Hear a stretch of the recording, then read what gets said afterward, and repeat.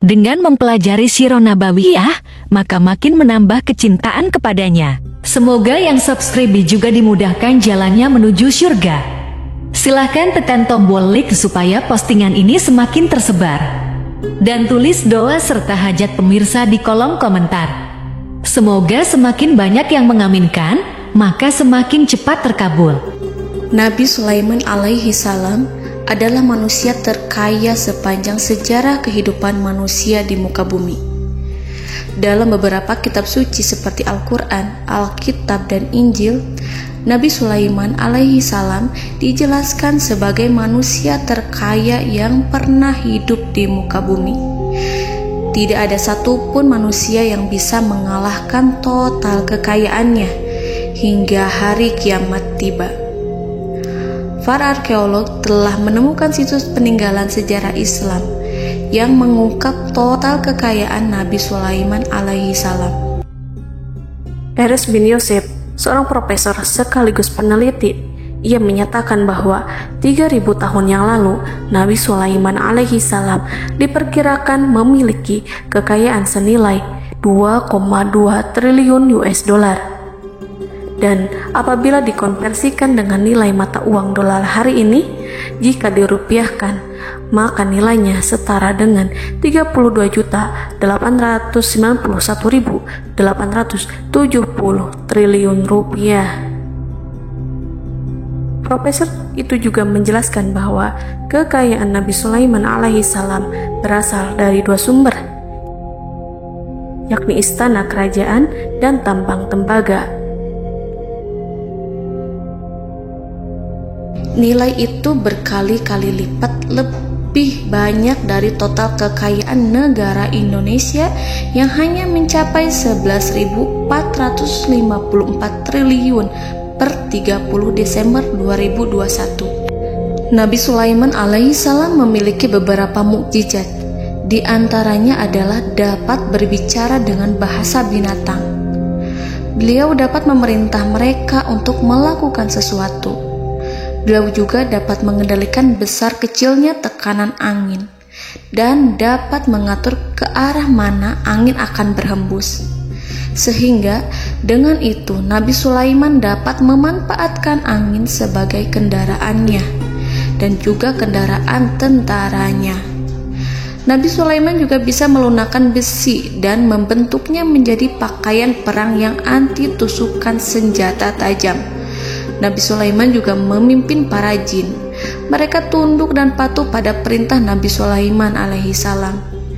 Tidak hanya setan, iblis laknatullah yang merupakan makhluk pembangkang dapat dibuat tunduk bertekuk lutut pada perintah-perintah Nabi Sulaiman. Nabi Sulaiman bisa melakukan teleportasi, yaitu berpindah dari suatu tempat ke tempat yang lain dalam waktu singkat. Peristiwa itu dibuktikan dengan pemindahan singgasana Ratu Balqis atas perintah Nabi Sulaiman. Nabi Sulaiman dikenal sebagai raja yang adil dan bijaksana. Nabi Sulaiman diberkahi kecerdasan yang luar biasa untuk menyatu padukan segenap kekuatan yang Allah berikan kepadanya. Ia mengelola dan membawa kerajaannya menjadi kekuatan raksasa yang tak terkalahkan di masanya dengan segenap kemampuan yang dimilikinya.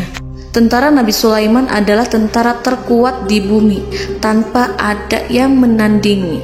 Pertanyaan mendasar yang muncul kali ini adalah dari mana sumber kekayaan dan kekuatan Nabi Sulaiman alaihi salam? Untuk mendapat jawaban dari pertanyaan itu, simak video ini sampai akhir.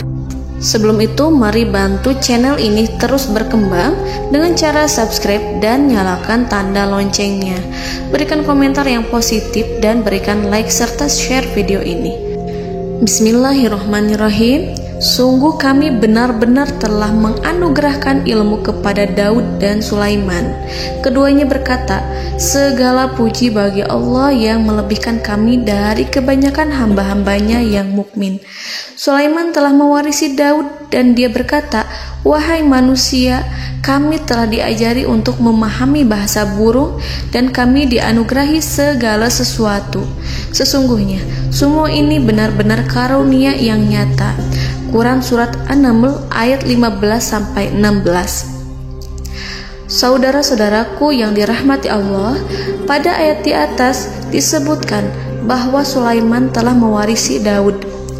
Nabi Sulaiman mewarisi Nabi Daud dalam sisi kenabian dan kekuasaan, bukan mewarisi harta, karena para nabi tidak mewariskan harta. Sebab sepeninggalan mereka, harta para nabi menjadi sedekah bagi orang-orang yang ada di sekitarnya, yaitu orang-orang fakir dan orang-orang yang membutuhkan. Dan harta para nabi tidak dikhususkan bagi kalangan keluarganya. Rasulullah Shallallahu Alaihi Wasallam bersabda, "Kami para nabi tidak mewariskan." Nabi Sulaiman mewarisi kenabian dari Nabi Daud. Ini adalah hal yang jelas. Allah telah memilihnya sebagai nabi dari Bani Israel. Begitu juga Allah telah memberinya kekuasaan kerajaan sehingga ia menjadi pemimpin Bani Israel. Barangkali sesuatu yang paling penting yang diwarisi oleh Nabi Sulaiman dari Nabi Daud adalah tradisi militer. Kemajuan militer yang dahsyat telah berpindah kepada Nabi Sulaiman. Nabi Daud sebenarnya adalah seorang pengembala kambing yang sangat miskin, tetapi seiring dengan perjalanan waktu, ia menjadi komandan pasukan tiada tanding. Nabi Daud alaihi salam mengetahui bahwa kekuatan hakiki yang mengatur alam semesta adalah kekuatan Allah. Ketika Nabi Daud mengelurkan tangannya dan memegang potongan batu, lalu beliau melemparkannya dengan ketepel ke arah Jalut, kepala Jalut retak dan ambruk menghantam tanah. Ini sebagai bentuk demonstrasi kekuatan darinya. Kehadiran Nabi Daud mengubah pasukan Bani Israel, di mana mereka sebelumnya lari jika berhadapan dengan musuh. Maka kini keberadaan mereka mulai diperhitungkan di masa hidupnya. Nabi Daud mengalami peperangan yang sangat banyak, tapi Al-Quran tidak menceritakan secara terperinci. Hal itu dikarenakan karena Al-Quran adalah kitab dakwah di jalan Allah, bukan kitab sejarah. Al-Quran hanya menceritakan di dalam Al-Quran surat Shad ayat 20, "Dan kami kuatkan kerajaannya, kerajaan Daud." Ayat tersebut berarti bahwa Nabi Daud belum terkalahkan dalam peperangan yang diikutinya. Di samping dukungan yang Allah berikan kepadanya, juga pasukan dan rakyatnya, di mana mereka adalah orang-orang yang bertauhid, menyerahkan diri kepada Allah. Allah Subhanahu wa Ta'ala mengajarkan kepada Nabi Daud hal-hal yang menjadikan pasukannya memiliki keistimewaan yang dengannya mereka dapat mengalahkan pasukan-pasukan lain, pasukan-pasukan besar yang ada di bumi pada saat itu. Allah Subhanahu wa Ta'ala berfirman dalam surat Saba ayat 10, "Dan kami telah melunakkan besi untuknya." Baju besi mungkin akan menjadi masalah dalam benak kita. Ketika orang-orang yang berperang, baju besi cukup mengganggu gerakan mereka.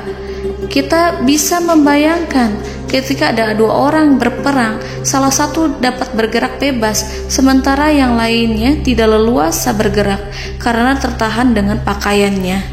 Namun, dengan kekuasaan Allah, Nabi Daud dapat melunakkan besi dan membuat baju besi yang ringan, yang mudah untuk digunakan. Ini adalah kemajuan penting yang Allah berikan kepada Nabi Daud dan tentaranya. Kemajuan itu kemudian diajarkan, diwariskan dan dimiliki oleh Nabi Sulaiman alaihi salam. Nabi Sulaiman memiliki pasukan dahsyat yang melebihi pasukan manapun di bumi saat itu, atau bahkan mungkin saat ini. Bahkan Allah menambahkan karunia-Nya kepada Nabi Sulaiman yang disebutkan dalam Al-Quran surat An-Naml ayat 16. "Dan Sulaiman telah mewarisi Daud, dan dia berkata, 'Wahai manusia, kami telah diberi pengertian tentang suara burung, dan kami diberi segala sesuatu. Sesungguhnya, ini benar-benar suatu karunia yang nyata.'" Saudara-saudaraku yang dirahmati Allah, pada suatu hari Nabi Sulaiman alaihi salam menengadahkan tangannya dan berdoa kepada Allah Subhanahu wa ta'ala. Antara hati Nabi dan Allah tidak ada penghalang, tidak ada jarak, tidak ada sekatan waktu, tidak ada satupun dari para nabi yang berdoa kepada Allah kecuali doanya pasti dikabulkan. Doa Nabi Sulaiman alaihi salam direkam dalam Al-Quran surat Shad ayat 35. Nabi Sulaiman berkata, "Ya Tuhanku, ampunilah aku, anugerahkanlah kepadaku kerajaan yang tidak dimiliki oleh seorang pun sesudahku." Nabi Sulaiman menginginkan dari Allah sesuatu kerajaan yang belum pernah diperoleh oleh siapapun setelahnya. Allah Subhanahu wa ta'ala mengabulkan doa Nabi Sulaiman dan memberinya kerajaan tersebut. Nabi Sulaiman mewarisi kekuasaan, kenabian, hikmah ilmu dari Nabi Daud alaihi salam. Orang-orang menyebut Nabi Sulaiman Al-Hakim, Sulaiman yang bijaksana. Kebijaksanaan Nabi Sulaiman tidak terbatas pada keadilannya di tengah-tengah manusia dan juga kasih sayangnya kepada mereka. Namun, kebijaksanaan Nabi Sulaiman juga berlaku di kalangan burung dan binatang lainnya. Nabi Daud juga mengenal bahasa burung, tetapi Nabi Sulaiman dapat berbicara dengan bahasa burung. Bahkan, ia dapat menggantikannya sebagai pembantunya. Ketika Nabi Daud bertasbih di gunung, burung-burung serta binatang buas ikut bertasbih bersamanya. Bahkan angin pun berhenti untuk mendengarkan tasbih itu. Sedangkan Nabi Sulaiman alaihi salam, Allah Subhanahu wa ta'ala memberinya karunia lebih dari itu, di mana binatang-binatang buas tunduk padanya, begitu juga angin dan burung. Saudara-saudaraku yang dirahmati Allah, Nabi Sulaiman alaihi salam mampu mendengarkan bisikan semut yang berbicara kepada sesama mereka. Bahkan ia mampu memerintahkan semut tersebut sehingga semut itu menjadi taat pada perintahnya. Pasukan Nabi Sulaiman memiliki kekuatan yang sangat dahsyat. Belum pernah ada di dunia ini satu pasukan pun yang memiliki kekuatan seperti itu. Kekuatan Nabi Sulaiman berasal dari beberapa kombinasi yang sangat mengagumkan, sehingga karenanya ia tidak dapat tertandingi. Kekuatan itu terdiri dari manusia, binatang-binatang, jin, dan lain sebagainya. Kita mengetahui bahwa jin adalah makhluk Allah dan manusia tidak mampu melihatnya atau menghadirkannya atau meminta pertolongan kepadanya. Sedangkan Nabi Sulaiman telah diberi Allah suatu kemampuan untuk menundukkan jin, mempekerjakan mereka sebagai tentara di tengah-tengah peperangan. Bahkan ia mampu menjadikan mereka sebagai pekerja-pekerja kasar di kerajaannya saat tidak ada peperangan. Oleh sebab itu, ketika ada pasukan lain yang mencoba melawan pasukan Nabi Sulaiman, mustahil mereka akan mendapatkan kemenangan. Bahkan pasukan Nabi Sulaiman diperkuat oleh pasukan burung. Burung di pasukan Nabi Sulaiman memerankan tugas penting, yaitu menjadi agen intelijen. Kita mengetahui bahwa peranan informasi saat peperangan adalah hal yang penting. Dari informasi tersebut, pasukan dapat mengetahui keadaan lawannya. Demikianlah peranan burung pada pasukan Sulaiman. Ia terbang di tengah-tengah musuh. Kemudian, ia kembali kepada Nabi Sulaiman untuk menyampaikan berita tentang keadaan lawannya. Di samping jin dan burung, Allah juga menundukkan angin untuk Nabi Sulaiman. Nabi Sulaiman dapat memerintahkan angin dan ia mampu untuk menaiki angin tersebut. Dalam Al-Quran surat Shad ayat 36-40, Allah Subhanahu wa ta'ala berfirman, "Kami tundukkan kepada angin yang berhembus dengan baik menurut kemana saja yang dikehendaki Sulaiman. Dan kami tundukkan pula kepadanya setan-setan, semuanya ahli bangunan dan penyelam, dan setan yang lain yang terikat dalam belenggu. Inilah anugerah kami, maka berikanlah kepada orang lain atau tahanlah untuk dirimu tanpa perhitungan, dan sesungguhnya dia mempunyai kedudukan yang dekat pada sisi kami dan tempat kembali yang baik." Saudara-saudaraku yang dirahmati Allah, Allah Subhanahu wa Ta'ala juga memberikan kemampuan yang tak seorang pun dari para nabi mendapatkannya, yaitu kemampuan untuk memerintah setan. Setan adalah salah satu bagian dari jin. Ia adalah kelompok yang celaka dari bangsa jin. Kelompok ini sebenarnya tidak mampu dikuasai oleh manusia. Bahkan jin yang soleh tidak dapat mengatur setan. Adapun Nabi Sulaiman, Allah telah memberinya kekuasaan untuk menundukkan setan dan mempekerjakannya, bahkan mengikatnya dengan rantai serta menghukumnya jika ia menentang pada perintahnya. Setan membangun untuk Sulaiman istana-istana, patung-patung dan alat-alat perang. Bahkan setan-setan itu menyelam ke dasar lautan untuk mengeluarkan permata dan yakut untuk Sulaiman. Jika di antara setan yang menentang perintahnya, maka Nabi Sulaiman alaihi salam mengikatnya dengan rantai. Ini semua menunjukkan kekayaan Nabi Sulaiman dan kekuasaannya, di mana ia mampu mengatur banyak makhluk di bumi ini. Tentu saja, kemampuan itu semua adalah atas izin dari Allah Subhanahu wa Ta'ala sebagai mukjizat darinya. Allah Subhanahu wa Ta'ala berfirman dalam Al-Quran surat Saba ayat 12, dan sebagian dari jin adalah yang bekerja di hadapannya di bawah kekuasaannya dengan izin Tuhannya, dan siapa yang menyimpang di antara mereka dari perintah kami, maka kami rasakan kepadanya azab neraka yang apinya menyala-nyala. Para jin itu membuat untuk Sulaiman apa yang dikehendakinya, dari gedung-gedung yang tinggi, patung-patung, dan piring-piring yang besarnya seperti kolam, atau periuk yang tetap berada di atas tungku. Saudara-saudaraku yang dirahmati Allah, Nabi Sulaiman yang bijaksana adalah penguasa yang tak tertandingi di muka bumi. Meskipun memperoleh nikmat-nikmat khusus yang agung itu yang Allah berikan kepada Sulaiman, beliau tetap menunjukkan dirinya sebagai manusia yang paling banyak berzikir kepada Allah dan manusia yang paling banyak bersyukur di zamannya.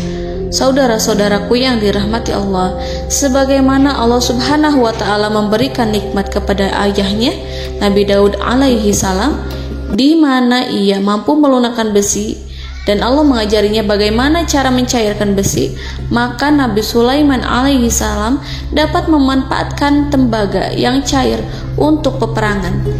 Dan juga di saat perdamaian, pada saat peperangan, beliau mencampur tembaga dengan besi dan menjadikannya perunggu. Mereka menggunakan senjata-senjata perunggu dalam peperangan seperti pedang, baju besi, dan juga pisau. Senjata-senjata ini adalah senjata yang paling kuat pada saat itu. Sedangkan di saat damai, tembaga digunakan untuk membuat bangunan, perhiasan, dan sebagainya. Meskipun Nabi Sulaiman mendapatkan nikmat yang besar dan karunia yang khusus, Allah Subhanahu wa Ta'ala mengujinya dengan suatu ujian yang dahsyat. Ujian yang akan selalu datang kepada seorang hamba yang soleh. Ketika hamba itu mendapatkan kedudukan besar, maka ujiannya pun menjadi besar. Allah Subhanahu wa Ta'ala menguji Nabi Sulaiman dengan penyakit. Diceritakan oleh Fahru Roji, Nabi Sulaiman diuji dengan suatu penyakit yang keras, di mana kedokteran saat itu tidak dapat dan tidak mampu mengatasinya. Sakitnya Nabi Sulaiman sangat keras sehingga para dokter dari kalangan manusia ataupun jin tidak mampu menghilangkan penyakit itu. Lalu burung-burung menghadirkan rumput-rumput yang dianggapnya sebagai obat, tetapi Nabi Sulaiman tak kunjung sembuh. Semakin hari penyakit Nabi Sulaiman semakin menjadi-jadi, sehingga ketika Nabi Sulaiman duduk di atas kursi, ia duduk bagaikan tubuh tanpa roh. Seakan-akan ia mati karena saking keras penyakit yang dideritanya. Sakit yang diderita oleh Nabi Sulaiman alaihi salam berlangsung sangat lama. Namun Nabi Sulaiman tidak henti-hentinya berzikir kepada Allah dan meminta kesembuhan kepadanya, serta selalu beristighfar dan mengungkapkan rasa cinta kepadanya. Selesailah ujian Allah terhadap hambanya Nabi Sulaiman. Beliau pun sembuh. Nabi Sulaiman merasakan kembali kesehatannya Setelah ia mengetahui segala kejayaan dan segala kekuasaan serta segala kebesarannya, tidak lagi mampu menghilangkan penyakit yang dideritanya, kecuali jika Allah menghendaki. Saudara-saudaraku yang dirahmati Allah, Nabi Sulaiman telah membangun tempat ibadah, tempat sujud, sehingga manusia menyembah Allah di dalamnya. Orang-orang yang membangunnya berjumlah puluhan ribu orang. Tentu setiap kelompok dari mereka memiliki pekerjaan masing-masing. Di antara mereka ada yang mencairkan tembaga, di antara mereka ada yang tukang pahat, ada yang tukang ukir, ada yang membelah batu, ada yang memotong kayu, ada yang mendatangkan rumput-rumput dari Libanon, ada yang mendatangkan emas dan menjadikannya lempengan-lempengan yang mengkilat untuk menutupi kayu, serta untuk melapisi dinding-dinding. Bahkan golongan jin pun membantu membangun tempat tersebut, tentu dengan perintah dan bimbingan Nabi Sulaiman. Mereka membuat patung-patung yang besar, membuat bejana yang besar untuk tempat makan para tentara dan pekerja, yaitu bejana seperti gunung. Karena saking berat dan besarnya, mereka juga membuat tempat-tempat minum yang besarnya seperti kolam. Nabi Sulaiman mengawasi para pekerjanya dan juga mengurusi masyarakatnya, di mana beliau mengenali problem mereka dan berusaha memecahkannya. Beliau juga mengawasi pasukan dari kalangan binatang dan burung. Beliau mengetahui apabila ada satu di antara mereka yang tidak datang, kemana ia pergi, serta mengapa ia pergi. Nabi Sulaiman menguasai pengetahuan itu semua. Nabi Sulaiman bukan hanya mengetahui problem tentara-tentaranya dari kalangan manusia ataupun tentaranya dari kalangan burung, namun ia juga menunjukkan kasih sayang terhadap semut, di mana beliau mendengar bisikannya dan tidak suka untuk menginjaknya. Nabi Sulaiman selalu menundukkan kepalanya ke bumi sebagai bentuk rasa rendah diri dan syukur kepada Allah. Pada suatu hari, Nabi Sulaiman alaihi salam berjalan di depan tentaranya, dan tiba-tiba ia mendengar suara semut yang berkata kepada temannya dari kalangan semut. Hal itu terekam dalam Al-Quran surat An-Naml ayat 18-19. Wahai semut-semut, masuklah ke dalam sarang-sarangmu agar kamu tidak terinjak oleh Sulaiman dan tentaranya, sedangkan mereka tidak menyadarinya. Nabi Sulaiman alaihi salam tersenyum mendengar itu, dan ia berdoa, "Ya Allah, ya Tuhanku, berilah aku ilham untuk tetap mensyukuri nikmat-Mu yang telah Engkau anugerahkan kepadaku dan kepada kedua orang ibu bapakku, dan untuk mengerjakan amal soleh yang Kau ridhoi, dan masukkanlah aku ke dalam rahmat-Mu, ke dalam golongan hamba-hamba-Mu yang soleh." Saudara-saudaraku yang dirahmati Allah, meskipun Nabi Sulaiman mendapatkan kekuasaan dan memiliki tentara yang besar, namun beliau menunjukkan kasih sayang terhadap bangsa semut. Beliau mendengarkan bisikannya dan melihat semut yang ada di depannya. Oleh karena itu, tak mungkin baginya untuk menginjak golongan semut itu. Nabi Sulaiman bersyukur kepada Allah telah memberinya nikmat, yaitu nikmat rahmat dan kasih sayang. Di samping itu, Nabi Sulaiman alaihi salam adalah orang paling kaya di dunia. Istananya terbuat dari kayu gaharu yang memiliki wangi harum. Istananya terbuat dari emas yang terkadang dari kristal. Beliau juga memiliki kursi besar yang terbuat dari emas dan permata. Istana Nabi Sulaiman merupakan istana yang paling besar di dunia. Nabi Sulaiman menggunakan pakaian dari emas dan permata. Meskipun demikian, Nabi Sulaiman tetap menunjukkan sebagai hamba yang berserah diri dan rendah diri di hadapan Allah Subhanahu wa Ta'ala. Nabi Sulaiman yang merendahkan diri di hadapan Allah, ia selalu sujud kepada Allah, sebagaimana ayahnya yang selalu bertasbih pada Allah.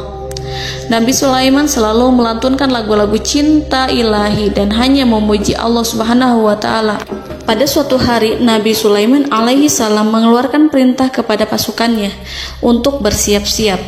Kemudian, Nabi Sulaiman keluar dan memeriksa pasukannya satu demi satu. Kelompok yang pertama adalah kelompok manusia. Nabi Sulaiman memperhatikan kesiapan mereka. Lalu Nabi Sulaiman mengeluarkan perintah-perintah kepada mereka. Kemudian Nabi Sulaiman memeriksa kelompok jin. dan menyampaikan perintahnya kepada mereka. Beliau memenjarakan jin yang tampak bermalas-malasan saat bekerja. Lalu beliau memeriksa binatang dan berkata kepada mereka, apakah mereka sudah makan dengan baik? Apakah mereka tidur dengan nyenyak? Apakah ada yang mengadu pada mereka, misalkan karena penyediaan makanan yang tidak layak? Apakah ada di sana yang sakit dan lain sebagainya?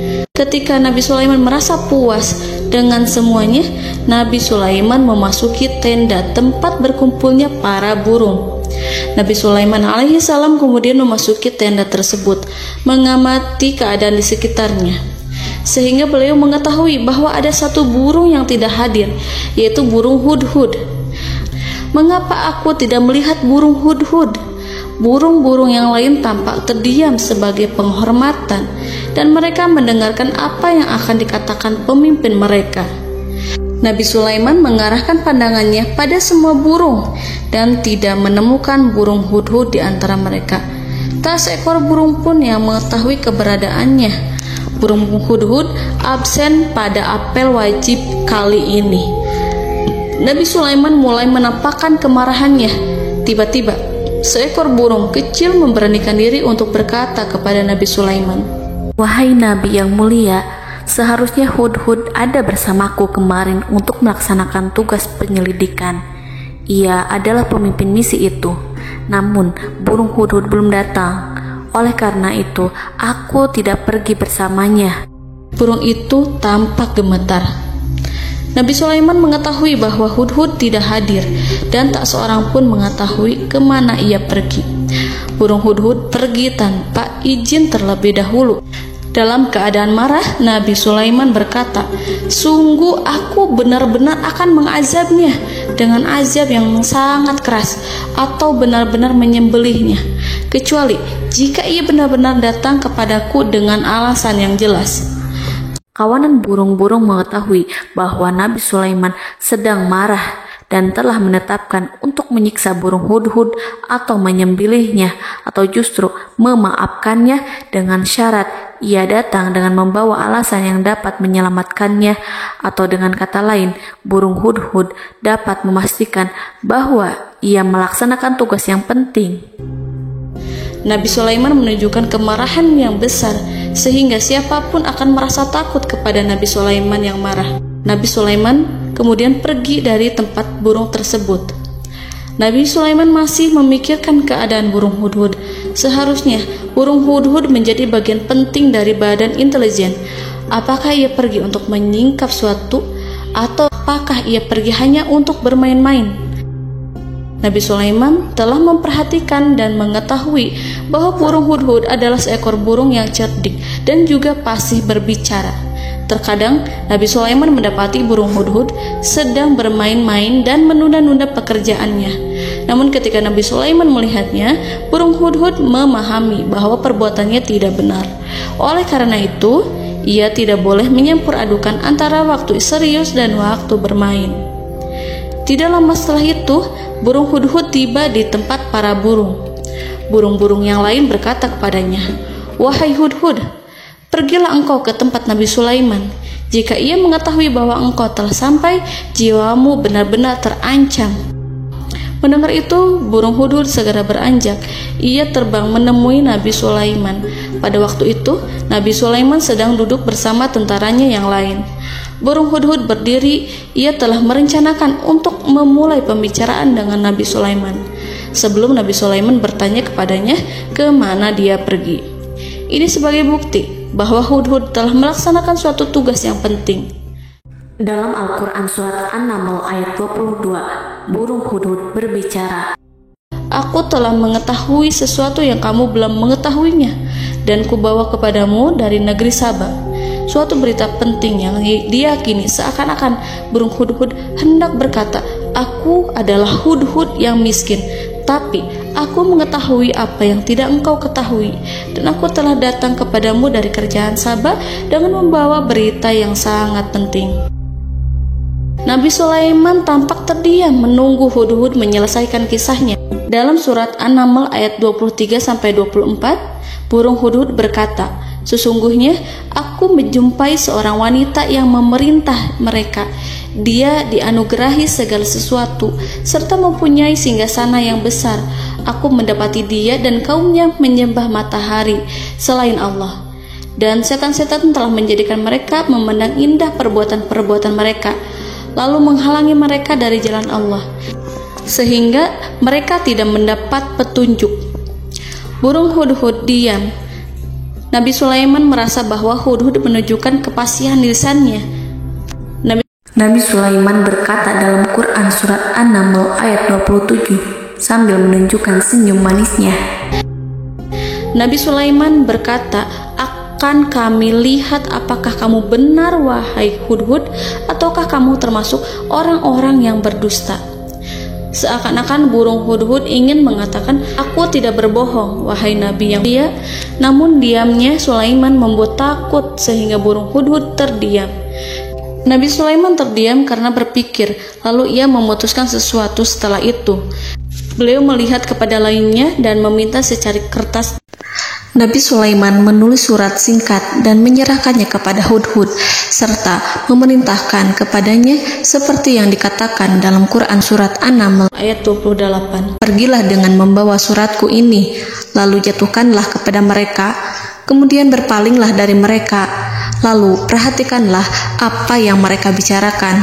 Al-Quranul Karim hanya menceritakan dalam Quran surat An-Naml bagaimana perginya hudhud dan bagaimana ia menyerahkan surat itu. Lalu Al-Quran langsung menyebut keadaan kerajaan Balqis yang saat itu sedang membaca surat di depan para pembesar kerajaan dan para menterinya. Dalam Al-Quran surat An-Naml ayat 29-31 berkatalah Balqis, "Wahai pembesar-pembesar, sesungguhnya telah dijatuhkan kepadaku sebuah surat yang mulia. Sesungguhnya surat ini dari Sulaiman, dan sesungguhnya isinya dengan menyebut nama Allah yang Maha Pengasih lagi Maha Penyayang, bahwa janganlah kalian berlaku sombong terhadapku, dan datanglah kepadaku sebagai orang yang berserah diri." Saudara-saudaraku yang dirahmati Allah, dalam surat tersebut Nabi Sulaiman menyebutkan supaya mereka menyerahkan diri dan tunduk kepada perintah Nabi Sulaiman. Nabi Sulaiman memerintahkan agar mereka meninggalkan penyembahan terhadap matahari. Nabi Sulaiman tidak mempersoalkan akidah mereka dan tidak memuaskan mereka dengan apapun. Nabi Sulaiman hanya memerintahkan bahwa ia berada di atas kebenaran. Bukankah ia didukung kekuatan yang berlandaskan keyakinan yang dimilikinya? Nabi Sulaiman hanya memerintahkan mereka agar tunduk dan patuh kepadanya. Ratu Sabak menyampaikan surat tersebut di tengah-tengah kaumnya. Dalam Quran surat An-Naml ayat 32 dijelaskan, "Dan berkatalah Balqis, wahai para pembesar, berilah aku pertimbangan dalam urusanku ini. Aku tidak pernah memutuskan sesuatu persoalan sebelum kamu berada dalam majelisku." Saudara-saudaraku yang dirahmati Allah, para pembesar istana Balqis menentang surat tersebut. Isi surat itu membangkitkan kesombongan kaum Sabak, di mana mereka merasa lebih kuat. Mereka mengetahui bahwa di sana ada seorang yang mencoba menentang mereka dan mengisyaratkan peperangan kepada mereka. Lalu ia meminta kepada mereka untuk memenuhi syarat-syaratnya sebelum terjadinya peperangan dan kekalahan. Dalam surat An-Naml ayat 33, mereka menjawab, "Kita adalah orang-orang yang memiliki kekuatan dan juga memiliki keberanian yang sangat besar dalam peperangan. Dan keputusan berada di tanganmu, wahai rajaku. Maka pertimbangkanlah apa yang akan kamu perintahkan." Saudara-saudaraku yang dirahmati Allah, para pembesar kaum Sabak seakan ingin berkata, "Kita siap untuk melaksanakan perang." Tampaknya ratu itu memiliki kebijakan yang lebih baik dari pembesar kaumnya. Surat Sulaiman itu membuatnya berpikir lebih jernih dan lebih berhati-hati. Ia berusaha sebisa mungkin menghindari peperangan. Ratu itu berpikir dalam tempo yang lama. Nama Sulaiman tidak diketahuinya dan ia pun belum pernah mendengarnya. Oleh karena itu, Ratu kaum Sabak tidak mampu mengetahui dan mendeteksi seberapa besar kekuatan Nabi Sulaiman. boleh jadi Nabi Sulaiman memiliki kekuatan yang dahsyat, sehingga ia mampu memerangi kekuasaannya dan mengalahkannya. Kemudian ratu memperhatikan apa yang ada di sekelilingnya. Ia melihat kemajuan masyarakatnya dan juga kekayaannya. Barangkali ia mengira bahwa Nabi Sulaiman iri terhadap kemajuan dan kekayaannya itu, sehingga Nabi Sulaiman ingin menyerangnya. Setelah mempertimbangkan isi surat Nabi Sulaiman dengan cermat, Ratu Saba memilih untuk tidak bersikap ceroboh dan bodoh. Ratu lebih suka untuk menggunakan bahasa kelembutan. Ia mengirim kepada Nabi Sulaiman suatu hadiah yang besar. Ratu mengira bahwa Nabi Sulaiman seorang yang ambisius, yang boleh jadi ia telah mendengar tentang kekayaan kerajaan Saba. Para utusan pergi dengan membawa hadiah dari Ratu Saba.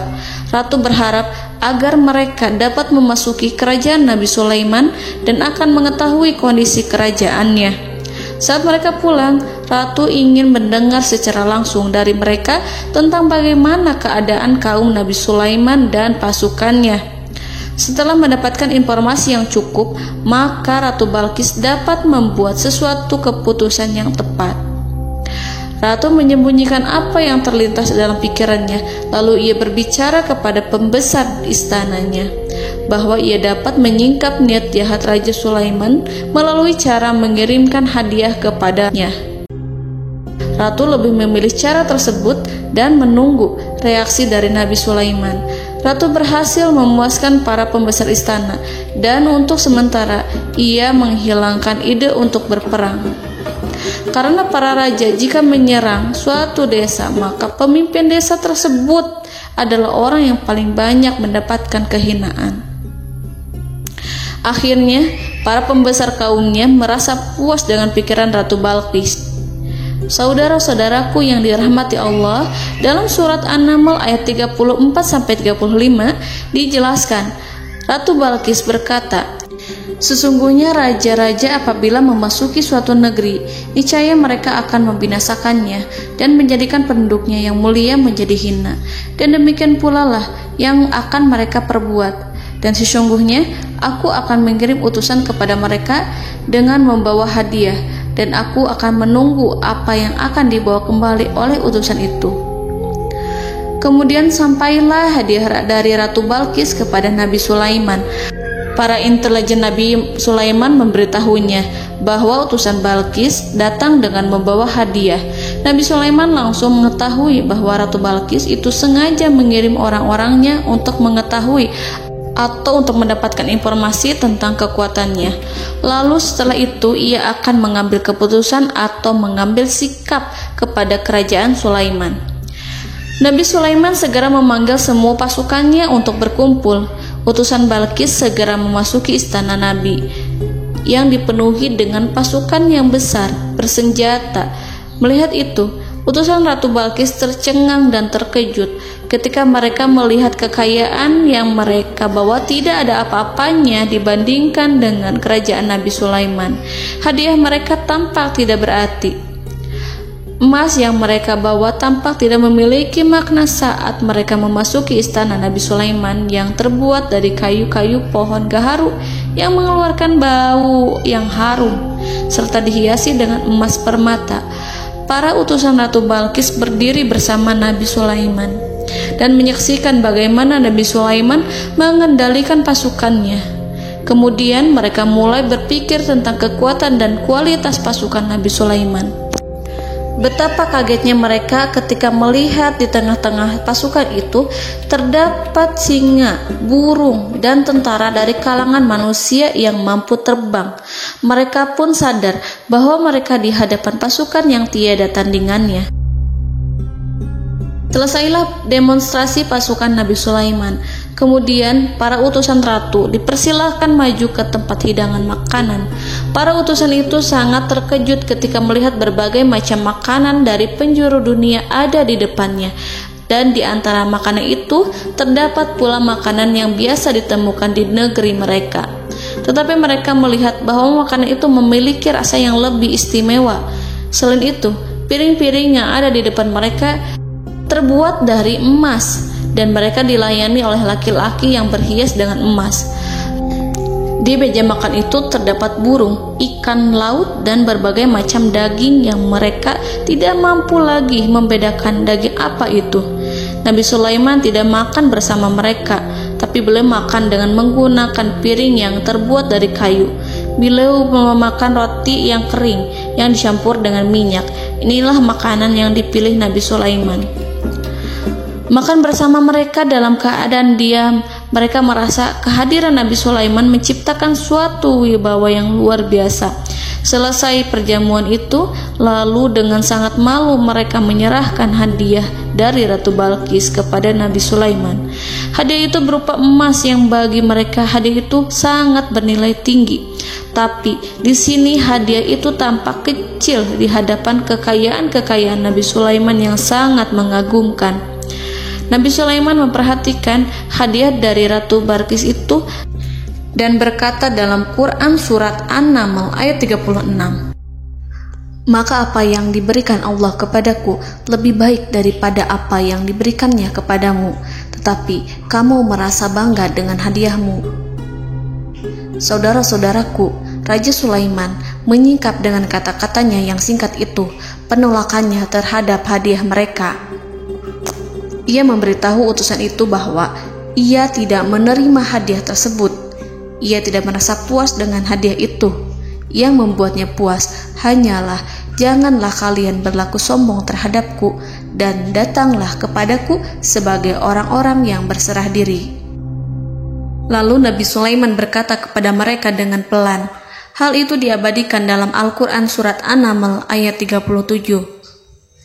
"Kembalilah kepada mereka. Sungguh kami akan mendatangi mereka dengan bala tentara yang mereka tidak kuasa melawannya. Dan pasti kami akan mengusir mereka dari negara itu, yaitu negeri Saba, dengan terhina. Dan mereka akan menjadi tawanan-tawanan yang hina." Saudara-saudaraku yang dirahmati Allah, Nabi Sulaiman kemudian meninggalkan para utusan ratu setelah terlebih dahulu mengancam mereka. Para utusan itu berharap agar Nabi Sulaiman mau menunggu kunjungan Ratu Balqis yang akan membawa misi perdamaian. Akhirnya, sampailah para utusan Ratu Balqis ke negeri Saba. Mereka segera menuju istana sang ratu. Mereka memberitahu bahwa negeri mereka ada di ujung tanduk. Mereka menceritakan kepada ratu tentang kekuatan Nabi Sulaiman dan tidak mungkin bagi mereka mampu melawannya. Mereka meyakinkan Ratu Balqis bahwa ia harus mengunjunginya dan melihat sendiri bagaimana kebesaran kerajaan Nabi Sulaiman. Kemudian Ratu Balqis menyiapkan dirinya untuk pergi menuju kerajaan Nabi Sulaiman. Nabi Sulaiman duduk di kursi kerajaan di tengah-tengah para pembesarnya dan para menterinya, serta para komandan pasukannya. Beliau berpikir tentang sosok Balqis. Nabi Sulaiman mengetahui bahwa Balqis menuju tempatnya. Balqis dikelilingi rasa takut. Nabi Sulaiman berpikir sejenak tentang bagaimana matahari disembah. Ia memikirkan bagaimana informasi yang diterima oleh intelijennya tentang kemajuan kerajaan Balqis dalam bidang kesenian dan ilmu pengetahuan. Nabi Sulaiman bertanya kepada dirinya sendiri, apakah kemajuan menjadi penghalang untuk mengetahui kebenaran? Apakah ratu itu senang dengan kekuatan yang dicapainya? Dan ia membayangkan bahwa kekuatannya adalah segalanya. Dengan kemajuan yang dimilikinya, Nabi Sulaiman ingin membuat kejutan agar ratu mengetahui bahwa Islam yang diyakini oleh Nabi Sulaiman adalah satu-satunya yang mampu mendatangkan kemajuan dan kekuatan yang hakiki, sehingga ia dapat membandingkan antara keyakinannya dalam menyembah matahari beserta kemajuan yang dicapainya dengan keyakinan Nabi Sulaiman beserta kemajuan yang diraihnya. Saudara-saudaraku yang dirahmati Allah, para mata-mata Nabi Sulaiman telah memberitahunya bahwa hal yang sangat disegani dan dikagumi oleh kaum Balqis adalah kerajaan Saba, yaitu singgasana Ratu Balqis. Singgasana itu terbuat dari emas dan batu delima. Singgasana tersebut dijaga oleh penjaga yang sangat disiplin, di mana mereka tidak pernah lalai sedikit pun. Oleh karena itu, sangat tepat apabila Nabi Sulaiman menghadirkan singgasananya di sini, di kerajaannya. sehingga ketika ratu tiba, maka ia dapat duduk di atasnya. Nabi Sulaiman ingin membuat kejutan kepadanya dan menunjukkan bahwa kemampuannya tersebut yang berlandaskan pada keislaman. Nabi Sulaiman melakukan yang demikian itu dengan harapan agar si ratu tunduk kepadanya. Ide itu terlintas dalam diri Nabi Sulaiman. Lalu ia mengangkat kepalanya dan menoleh kepada anak buahnya.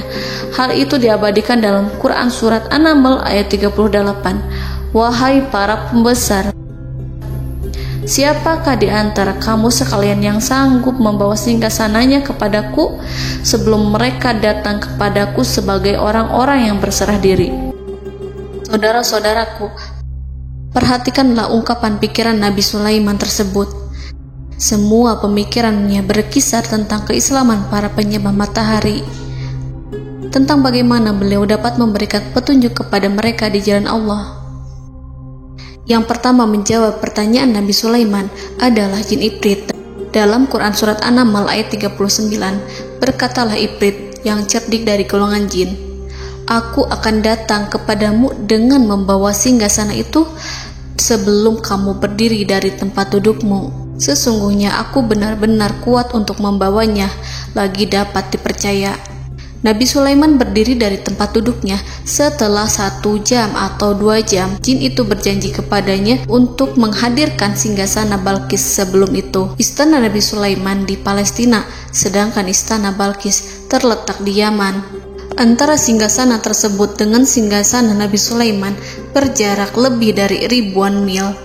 Barangkali pesawat yang cepat sekalipun yang kita kenal hari ini tidak akan mampu membawa dan mendatangkan istana itu dalam waktu 1 jam. Tetapi masalahnya di sini, berhubung dengan kekuatan jin yang serba misterius, Nabi Sulaiman tidak mengomentari sedikit pun terhadap apa yang dikatakan oleh Ifrit. Nabi Sulaiman tampak menunggu tanggapan lain yang mampu menghadirkan singgasana Balkis yang lebih cepat dari jin Ifrit. Nabi Sulaiman menoleh kepada seorang yang di sana, yang duduk di atas naungan. Hal itu diceritakan dalam Al-Quran Surat An-Naml ayat 40. Berkatalah seseorang yang mempunyai ilmu dari Alkitab, "Aku akan membawa singgasana itu kepadamu sebelum matamu berkedip."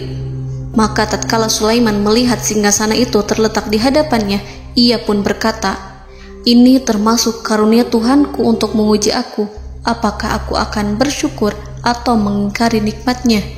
Dan barang siapa yang bersyukur, maka sesungguhnya dia bersyukur untuk kebaikan dirinya sendiri.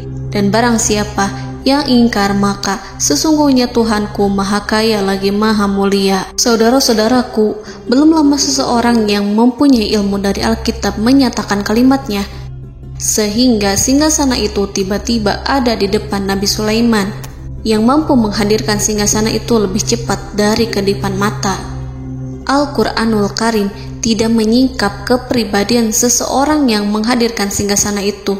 Al-Quran hanya menggarisi bahwa orang itu mempunyai ilmu dari Alkitab. Al-Quran tidak menjelaskan kepada kita apakah ia seorang malaikat, ataukah manusia, ataukah jin. Al-Quran sengaja tidak menyingkap hakikat kitab yang dimaksud. Saudara-saudaraku yang dirahmati Allah, setelah melihat singgasana itu, Nabi Sulaiman bersyukur kepada Allah. Ia mulai memperhatikan singgasana sang ratu. Singgasana tersebut merupakan simbol pembangunan dan juga kemajuan. Tetapi tampaknya ia hanya sesuatu yang biasa saja jika dibandingkan dengan kekuasaan dan kebesaran ciptaan yang dibuat oleh manusia dan jin di kalangan istana Nabi Sulaiman. Nabi Sulaiman memikirkan dalam tempo yang sangat lama singgasana Ratu Balkis itu. Kemudian beliau memerintahkan agar singgasana itu diperbaiki, sehingga saat Ratu Balkis datang, dia akan mengujinya. Apakah Ratu Balkis dapat mengenali singgasananya ataukah tidak? Dalam Al-Quran Surat An-Naml ayat 41, Nabi Sulaiman berkata, "Ubahlah baginya singgasananya, maka kita akan melihat apakah dia mengenal ataukah dia termasuk orang-orang yang tidak mengenalnya." Saudara-saudaraku yang dirahmati Allah, Nabi Sulaiman memerintahkan agar dibangun istana yang akan digunakan untuk menyambut Ratu Balkis. Nabi Sulaiman memilih tempat di laut, dan ia memerintahkan agar dibangun suatu istana di mana sebagian besarnya terdiri dari air laut. Nabi Sulaiman memerintahkan agar lantainya itu terbuat dari kaca yang tebal dan kuat, sehingga orang-orang yang berjalan di atas istana itu akan dapat melihat di bawahnya ada ikan-ikan berwarna-warni yang berenang-renang. Dan mereka akan melihat rumput-rumput laut yang bergerak-gerak. Akhirnya, selesailah pembangunan istana itu. Saking bersihnya kaca lantainya, sehingga tampak di sana tidak ada kaca. Burung hudhud memberitahu Nabi Sulaiman bahwa Balqis telah sampai dekat kerajaannya. Kemudian Ratu Balqis datang. Al-Quran tidak menyebutkan keadaan Nabi Sulaiman saat menyambut Balqis, namun Al-Quran menunjukkan dua sikap Ratu Balqis. Yang pertama, bagaimana sikap Balqis ketika pertama kali melihat singgasananya yang datang mendahuluinya, padahal ia telah meninggalkan pengawalannya untuk tetap setia menjaga singgasananya itu. Keadaan kedua adalah keadaan di depan istana yang dibangun untuk penyambutan Balqis. Istana itu penuh dengan permata yang berenang-renang di bawahnya ikan-ikan. Dalam Quran Surat An-Naml ayat 42 dijelaskan, dan ketika Balqis datang, ditanyakanlah kepadanya, serupa inikah singgasanamu? Balqis menjawab, seakan-akan singgasana ini adalah singgasanaku. Kami telah diberi pengetahuan sebelumnya, dan kami adalah orang-orang yang berserah diri. Saudara-saudaraku, pada dialek di atas, Balqis melihat singgasananya dan ia tercengang saat mengetahui bahwa itu adalah singgasana miliknya. Namun kemudian ia mulai ragu karena melihat tidak sepenuhnya itu singgasana miliknya. Jika itu benar-benar miliknya, lalu bagaimana ia datang mendahuluinya? Dan bila bukan singgasananya, maka bagaimana Sulaiman dapat meniru sepersis dan seteliti itu?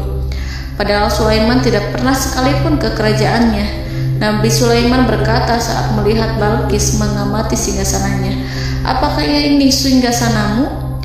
Balqis terlihat sangat kebingungan, namun setelah itu ia menjawab, sepertinya benar. Nabi Sulaiman berkata, kami telah diberi ilmu sebelumnya dan kami sebagai orang-orang muslim. Saudaraku yang dirahmati Allah, melalui pertanyaan Nabi Sulaiman ingin mengisyaratkan kepada Balqis agar ia membandingkan antara keyakinannya beserta ilmu yang dicapainya dengan keyakinan Nabi Sulaiman yang muslim beserta pengetahuan yang telah diraihnya. Penyembahan terhadap matahari dan pencapaian ilmu yang dicapai oleh Ratu Balqis tanpa tidak ada apa-apanya dibandingkan dengan ilmu Nabi Sulaiman dan keislaman. Nabi Sulaiman telah mendahuluinya dalam bidang ilmu karena keislamannya. Karena itu, sangat mudah baginya untuk mengungguli Balqis dalam ilmu-ilmu yang lainnya. Demikianlah yang disyaratkan dalam pertanyaan Nabi Sulaiman kepada Ratu Balqis. Ratu Saba itu mengetahui bahwa ini adalah singgasananya, di mana singgasana itu datang lebih dahulu daripada dirinya. Beberapa bagian darinya telah diubah saat Balqis masih di perjalanan menuju ke tempat Nabi Sulaiman. Ia berpikir kemampuan apa yang dimiliki Nabi Sulaiman. Ratu Balqis tercengang melihat apa yang disaksikannya, yang berupa buah dari keimanan Nabi Sulaiman dan hubungannya dengan Allah Subhanahu wa Ta'ala. Sebagaimana Balqis juga tercengang ketika melihat kemajuan di bidang ilmu pembangunan, seni, dan ilmu-ilmu yang lainnya. Maka ia tidak lebih kagum lagi saat melihat hubungan yang kuat antara keislaman Nabi Sulaiman dengan ilmunya, serta kemajuan yang diraihnya. Dalam Al-Quran Surat An-Naml ayat 43 dijelaskan, dan apa yang disembahnya selama ini selain Allah mencegahnya untuk melahirkan keislamannya, karena sesungguhnya ia terdahulu termasuk orang-orang yang kafir. Saudara-saudaraku yang dirahmati Allah, berguncanglah dalam benak Balqis ribuan hal ketika melihat keyakinan kaumnya runtuh di hadapan Nabi Sulaiman. Ia menyadari matahari yang disembahnya hanya merupakan ciptaan Allah, dan Allah lah yang menggerakkannya untuk hamba-hambanya. Lalu terbitlah matahari kebenaran dalam dirinya. Hatinya diterangi oleh cahaya baru yang tidak akan tenggelam seperti tenggelamnya matahari. Masa keislamannya hanya menunggu waktu. Ratu Balqis memilih waktu yang tepat untuk mengumumkan keislamannya. Allah Subhanahu wa Ta'ala berfirman dalam Quran Surat An-Naml ayat 44. Dikatakan kepadanya, masuklah ke dalam istana. Maka tatkala ia melihat lantai istana itu, dikiranya kolam air yang besar dan disingkapnya 2 betisnya. Berkatalah Sulaiman, sesungguhnya ia adalah istana licin yang terbuat dari kaca. Berkatalah Balqis, wahai Tuhanku, sesungguhnya aku telah berbuat zalim terhadap diriku dan aku berserah diri bersama Sulaiman kepada Allah Tuhan semesta alam. Saudara-saudaraku yang dirahmati Allah, dikatakan kepada Balqis, masuklah ke dalam istana. Ketika ia masuk, maka ia tidak menyaksikan adanya kaca, tetapi ia melihat air, sehingga ia mengira akan bersinggungan dengan air. Lalu ia menyingkapkan sedikit bajunya agar bajunya itu tidak basah. Nabi Sulaiman mengingatkannya tanpa melihatnya agar ia tidak khawatir terhadap pakaiannya, karena pakaiannya tidak akan basah, sebab di sana tidak ada air. Itu sekedar kaca yang halus, yang saking halusnya sehingga ia tidak tampak. Pada kesempatan itulah Balqis mengumumkan keislamannya yang mengakui kelalimannya, dan ia menyatakan menyerahkan diri kepada Nabi Sulaiman dan kepada Allah Tuhan semesta alam. Lalu kaumnya pun mengikutinya dan mereka memeluk Islam. Balqis menyadari ia berhadapan dengan penguasa yang terbesar di bumi dan Nabi Allah yang mulia. Untuk pertama kalinya, wajah Sulaiman tampak dihiasi dengan senyuman yang menunjukkan kepuasannya sejak Balqis mengunjunginya. Demikianlah Nabi Sulaiman mewujudkan kejayaannya yang hakiki dan menyebarkan cahaya Islam di muka bumi.